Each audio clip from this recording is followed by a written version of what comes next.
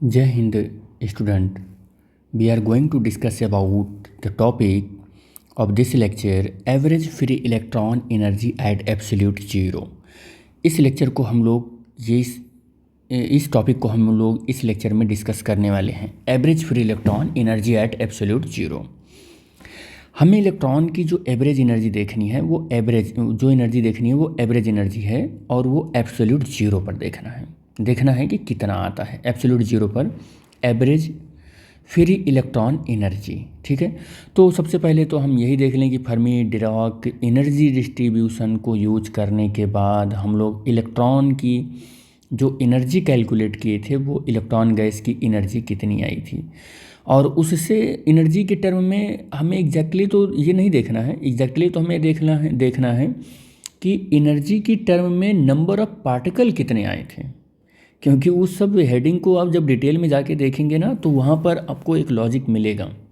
Physics time के YouTube channel पर पहले से ही वो लेक्चर अवेलेबल हैं, आप विजिट करके देख सकते हैं। आप यूट्यूब की ऐप पर जाइए और ऊपर लिखिएगा सर्च बार में फिजिक्स टाइम अंजनी, और आपको फिर चैनल भी होगा और वहाँ जाकर एक सेपरेट प्लेलिस्ट है और जिसका नाम है ट्रांजिशन टू क्वांटम स्टैटिस्टिक्स, तो उसमें आपको मिल जाएगा। लेक्चर नंबर 16 है ये। ठीक है, तो the number of electron in an electron gas having energies between E to E plus D E से डी ई रेंज के अंदर जो नंबर ऑफ इलेक्ट्रॉन है किसी इलेक्ट्रॉन गैस में, उसका फार्मूला होता है N E D E is equal to 8√2 pi V M to the power 3/2 upon H cube और into E to the power 1/2 D E upon E to the power E minus E F है E F और by K T plus 1। This is the number of electron in electron gas in energy between E plus E D E. इस energy के range के बीच में इतने number of electron होते हैं किसी इलेक्ट्रॉन गैस के लिए। ये फार्मूला आई होप आपको याद होगा। आपको कुछ चीज़ें और बता दें। एम क्या है? मास ऑफ इलेक्ट्रॉन है, एम मास ऑफ इलेक्ट्रॉन है। वी क्या है? वॉल्यूम ऑफ इलेक्ट्रॉन गैस है ये, वॉल्यूम ऑफ इलेक्ट्रॉन गैस है ये। और ई जो है वो एनर्जी ऑफ इलेक्ट्रॉन है, ठीक है। और ई एफ क्या है? फर्मी एनर्जी है ये। क्या है ये? फर्मी एनर्जी है ये, ठीक है, फर्मी एनर्जी है ये। टी क्या है? एब्सोल्यूट टेम्परेचर है ये, आई होप इतनी बातें आप सबको समझ में आ गया होगा। अच्छा, एच क्या है? प्लांक कांस्टेंट है, ठीक है। और एन ई डी ई क्या है? तो एन ई डी ई क्या है? नंबर ऑफ इलेक्ट्रॉन है ये। क्या है ये? नंबर ऑफ इलेक्ट्रॉन है। कैसा नंबर ऑफ इलेक्ट्रॉन है? मैंने पहले ही डिस्कस कर लिया कि इलेक्ट्रॉन गैस के अंदर ये नंबर ऑफ इलेक्ट्रॉन है जिसकी एनर्जी रेंज ई से ई प्लस डी ई है। तो ये सारी बातें हमने पहले ही कर ली आपसे, आपको इसमें अब कुछ और प्रॉब्लम नहीं होना चाहिए। ठीक है, सपोज कर लेते हैं इसमें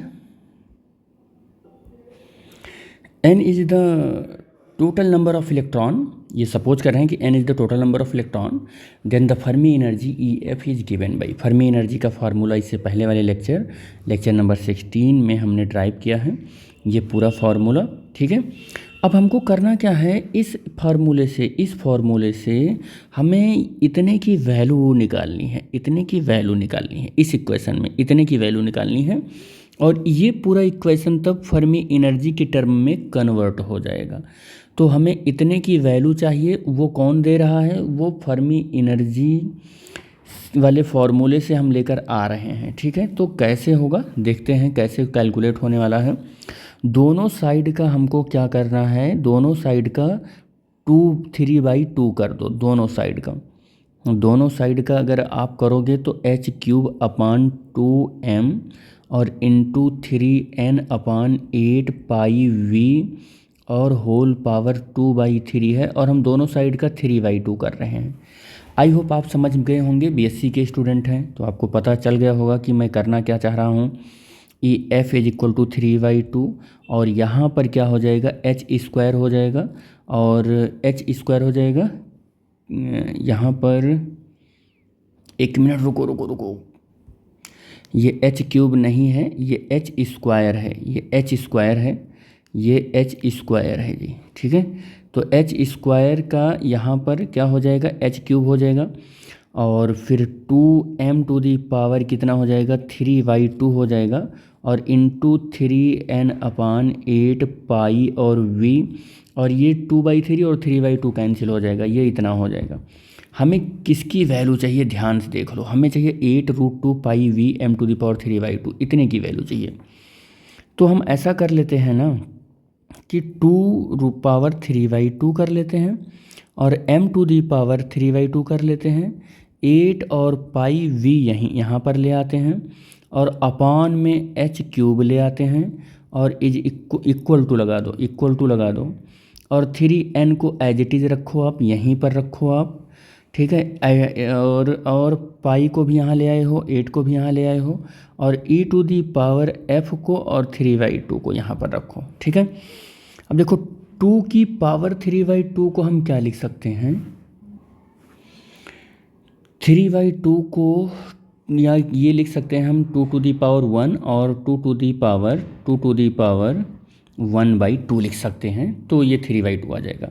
हम इस 2⁵ को यही लिखने वाले हैं, 2⁻1/2 m⁴3/2 8 पाई v और फिर क्या करने वाले हैं, एच क्यूब और 3n फर्मी एनर्जी का पावर 3/2 हो जाएगा।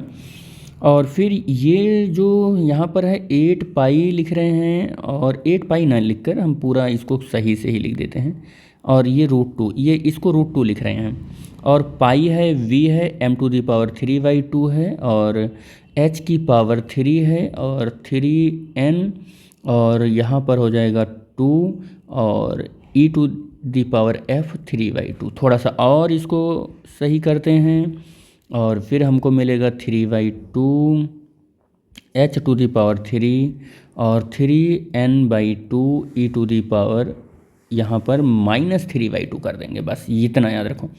देखिए दिस इक्वेशन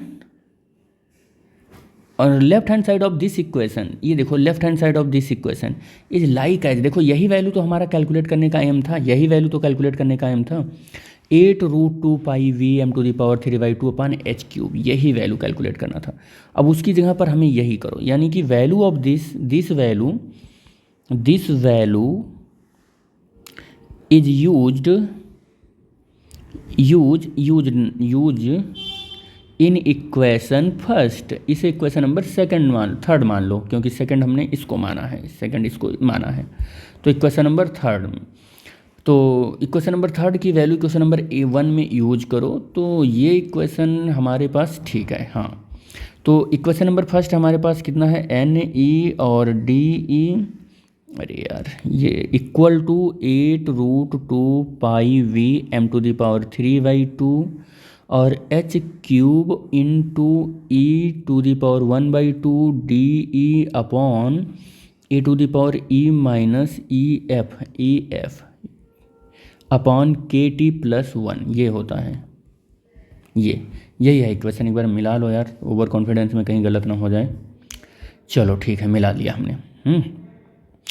चलो NE और DE, ये हमारा इक्वेशन सॉल्व हो रहा है। NE/DE इज इक्वल टू, इसकी जगह पर हमें क्या यूज करना है, इसकी जगह पर हमको यूज करना है ये वैल्यू, तो 3/2n और e⁻−3/2 और f है, ये फर्मी एनर्जी है ये, और e⁻1/2 DE upon e⁻e⁻ef upon KT+1, ये यहाँ पर हमको मिल गया ये फॉर्मूला, ठीक है। चलो हमको सबको चेक करना है t इज इक्वल टू 0 पर, t इज इक्वल टू 0 पर, क्योंकि हमारा हेडिंग यही है कि हमें एवरेज फर्मी एनर्जी कैलकुलेट करना है for the electron at absolute zero temperature पर। एब्सोल्यूट जीरो टेम्परेचर पर चेक करना है तो चलो टी इक्वल टू 0 पर चेक कर लो अब इस एनर्जी को। चलो चेक करते हैं। तो टी इक्वल टू 0 पर अगर हम इलेक्ट्रॉन की एनर्जी चेक करने चल रहे हैं तो हम ये देखते हैं कि ये जो एनर्जी इलेक्ट्रॉन की होती है ये फर्मी एनर्जी से या तो कैसी होती है, कम होती है, या तो फर्मी एनर्जी से के बराबर होती है। तो ये एनर्जी मान लो फर्मी एनर्जी से कम है, मान लो फर्मी एनर्जी से कम है, तो E to the power E minus E F by K T कितना हो जाएगा। फिर ये अगर आप देख लो कि ई मेरा फर्मी एनर्जी से कम है तो ई टू दी पावर ये ई माइनस ई एफ क्या कैसे मिलेगा बताओ, नेगेटिव मिलेगा। कैसे मिलेगा, नेगेटिव मिलेगा। समझ में आ रही होगी आई होप बात। तो ई टू दी पावर ये नेगेटिव हो गया, ये कैसे हो गया, ये नेगेटिव वैल्यू हो गई। और टी की पावर ये देखो के और टी एब्सोल्यूट पर हमको देखना है, एब्सोल्यूट मतलब टी इक्वल टू 0 पर, तो 0 रख दिया। तो आपको पता होना चाहिए कि अब किसी भी डिजिट को मान लो ये डिजिट है आपकी, ये डिजिट है आपको, ये डिजिट, इस डिजिट को 0 से डिवाइड करोगे तो क्या मिलेगा, माइनस इन्फिनिटी मिलेगा। और E to the power minus infinity की वैल्यू क्या हो जाती है, 0 हो जाती है। क्या हो जाती है, 0 हो जाती है। तो ये वैल्यू 0 मिल गई। अब E to the power E minus E F by K T की वैल्यू 0 हो गई। यहाँ पर इसकी जगह पर 0 रख दो, इसकी जगह पर 0 रख दो। तो n और कितना मिलेगा आपको सॉरी बेटा, ई डी ई और is equal to 3/2 n E F 3/2 minus और ई टू दी पावर 1/2 और डी ई, और ये इसकी जगह पर मुझे 0 रखना है तो 0 + 1। ये क्वेश्चन हमको ई यहाँ पर, हाँ एक चीज़ और मैं बता दूँ आपको एक चीज़ मैं और बता दूँ आपको, देयरफॉर एट एब्सोल्यूट जीरो पर एन ई और D E is equal to 3/2 n E to the power E F minus 3/2, और यहाँ पर आएगा e/2, यही चीज़ है क्योंकि 0 + 1 0 ही हो जाएगा, ये आ जाएगा। अब यहाँ पर जो है ना, इसमें थोड़ा सा हम लोग दिमाग लगाएंगे, थोड़ा सा दिमाग लगा के सॉल्व करेंगे इसको।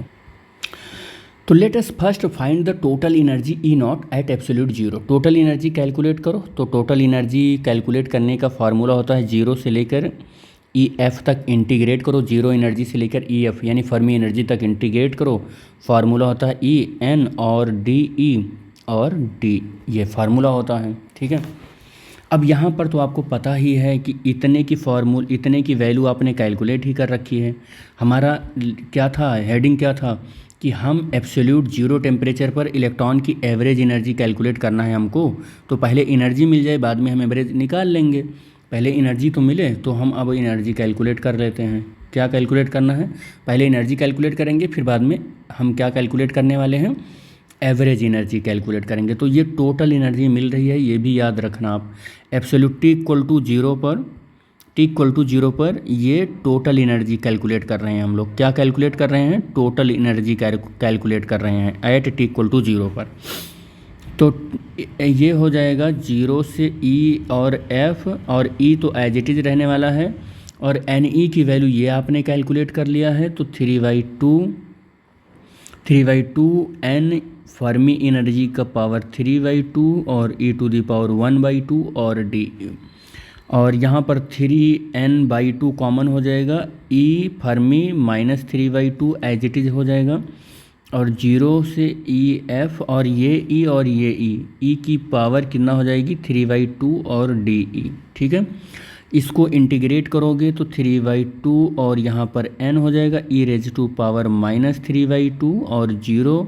अच्छा, इसको इंटीग्रेट करना है तो इंटीग्रेट करो तो e⁻⁵ 5/2 हो जाएगा, और ये 5/2 और 0 to ई एफ हो जाएगा। लिमिट अप्लाई करोगे तो 3/2 और n e⁻⁻ कितना हो जाएगा -3/2, और ये हो जाएगा 2/5 इंटू e⁻⁻ कितना हो जाएगा 5/2 हो जाएगा, ठीक है, यहाँ से हो जाएगा। अब इसको सॉल्व करोगे तो 2 से 2 कैंसिल हो जाएगा, बचेगा 3/5 और into n e raise to power -3/2 e raise to power -3/2 और कितना हो जाएगा बेटा यहाँ पर e रेज टू पावर 5/2। इसको सॉल्व करो तो -3/2 प्लस 5/2 एलसीएम लेकर 2 हो जाएगा, -3 + 5 कितना हो जाएगा 2/2 और ये 1 आ जाएगा। तो ये 3n/5 इंटू ई आ जाएगा और यहाँ f लगा लो, फर्मी एनर्जी है ये, फर्मी एनर्जी है ये। और ये टोटल एनर्जी मिल गई हमको, क्या मिल गई ये टोटल एनर्जी मिल गई एट t = 0 पर मिला हुआ है बेटा, एट t = 0 टोटल एनर्जी है ये, टोटल एनर्जी ऑफ इलेक्ट्रॉन है।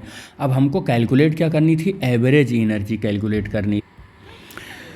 तो एवरेज एनर्जी को हम E0 बार से लिखेंगे, टोटल एनर्जी के ऊपर हम बार लगाने वाले हैं, ठीक है। Is this total energy divided by the total number of n of the electron. तो हम E bar is equal to, हम टोटल एनर्जी को हम n से डिवाइड कर देंगे और हमें पता है 3n/5 EF है और बाई n कर देना है बस, और E0 बार हमको मिल जाएगा 3EF/5। This is the total average energy, ठीक है, ऑफ द फ्री इलेक्ट्रॉन। यही फार्मूला हो जाएगा बेटे।